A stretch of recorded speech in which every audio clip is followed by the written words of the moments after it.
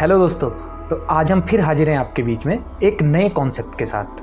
आज हम बात करने वाले हैं सूर्य, पृथ्वी और चंद्रमा के बारे में, पृथ्वी और चंद्रमा की गतियों के बारे में।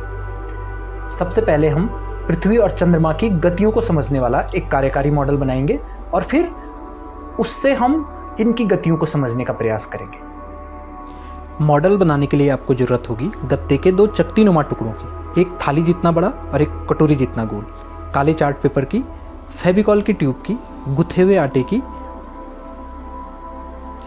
लाल, पीली, नीली और हरी स्केच पेन की, एक पेंसिल की, 3 अलग अलग लंबाई की कीलों की और एक पेपर कटर की। तो चलो अब हम मॉडल बनाते हैं।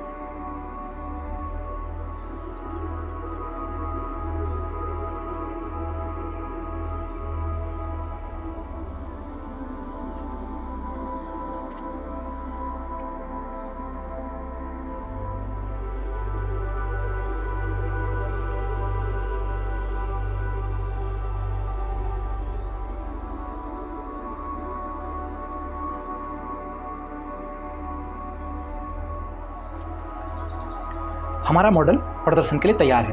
हम जानते हैं कि पृथ्वी 2 तरह की गतियां करती है, एक अपनी अक्ष पे और एक अपनी कक्षा में, यानी अपने ऑर्बिट पे, जो सूर्य के चारों ओर की परिक्रमा कही जाती है। अपने अक्ष पे गति करने में पृथ्वी को 24 घंटे लगते हैं और इस 24 घंटे में 12 घंटे के दिन और 12 घंटे की रात होती है।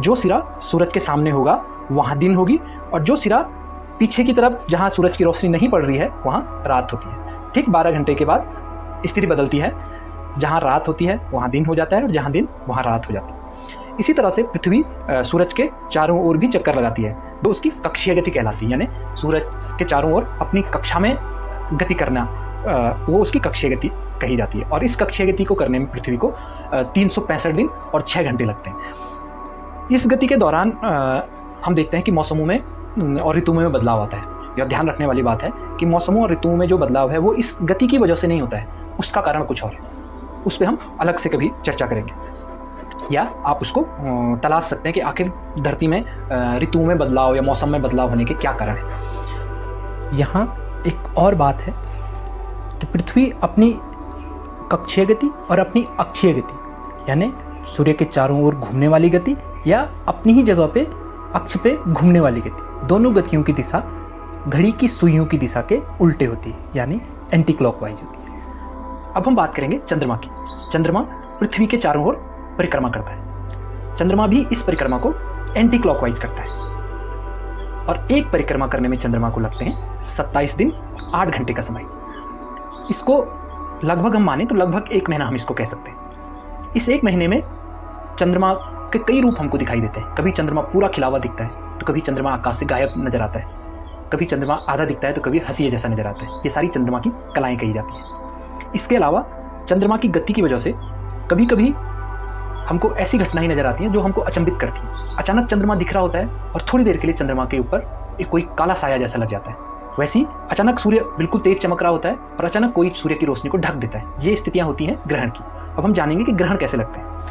हम किताबों में पढ़ते हैं कि सूर्य, पृथ्वी और चंद्रमा जब एक सीध में आ जाते हैं तो ग्रहण लगते हैं। इसकी स्थितियां हैं जब सूर्य और चंद्रमा के बीच में पृथ्वी आती है तो चंद्रग्रहण होता है, और सूर्य और पृथ्वी के बीच में जब चंद्रमा आता है तो ग्रहण लगता है। अगर हम इस मॉडल से उसको समझने की कोशिश करें तो हम देखेंगे कि यह स्थिति तो हर महीने में एक बार हो रही है। चंद्रमा अभी इस स्थिति में है तो यहाँ भी एक लाइन में है या एक सीध में है, और 15 दिन बाद जब चंद्रमा यहाँ आएगा तो भी एक सीध में ही आएंगे। तो आखिर हर महीने हमको सूर्य ग्रहण और चंद्र ग्रहण क्यों नहीं दिखाई देता है? इसका कारण अगर हम ढूंढेंगे तो हम पाएंगे कि चंद्रमा और पृथ्वी का जो तल है, जो उसका कक्षीय तल है, वो एक ही नहीं है। पृथ्वी का परिक्रमण तल अगर ये है तो चंद्रमा का परिक्रमण तल थोड़ा सा झुका हुआ है, और इनके बीच का जो झुकाव है वो 5 डिग्री का झुकाव है। इस 5 डिग्री के झुकाव की वजह से ही हमको हर महीने सूर्य ग्रहण और चंद्र ग्रहण नजर नहीं आते। अगर हम इस स्थिति की बात करें तो हम देखेंगे कि सूर्य का प्रकाश पृथ्वी के इस सिरे पर पड़ रहा है, जबकि इस सिरे पर रात है। जो लोग रात में होंगे उनके आसमान में यहाँ चांद तो मौजूद ही नहीं है, तो ये अमावस की स्थिति होगी। और ठीक 15 दिन बाद जब चांद यहाँ आएगा, झुकाव की वजह से सूरज की रोशनी पृथ्वी के इस सिरे पे पड़ेगी तो यहाँ दिन होगा और यहाँ रात होगी।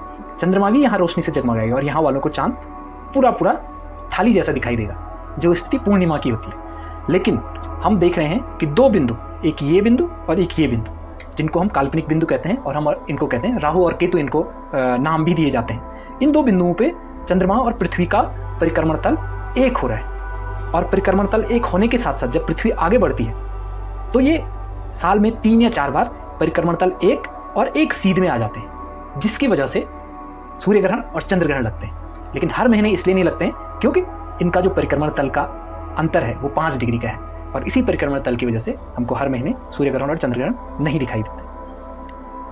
अब अंत में आपके लिए एक सवाल कि क्या चंद्रमा भी अपने अक्ष पे घूमता होगा या अपनी अक्षीय गति करता होगा? इस सवाल का जवाब तलाशें और कमेंट बॉक्स में ज़रूर लिखें। अगर आपको यह वीडियो पसंद आया तो वीडियो को लाइक करें, कमेंट करें, शेयर करें, और इस तरह के और वीडियोस के लिए चैनल को सब्सक्राइब करना ना भूलें।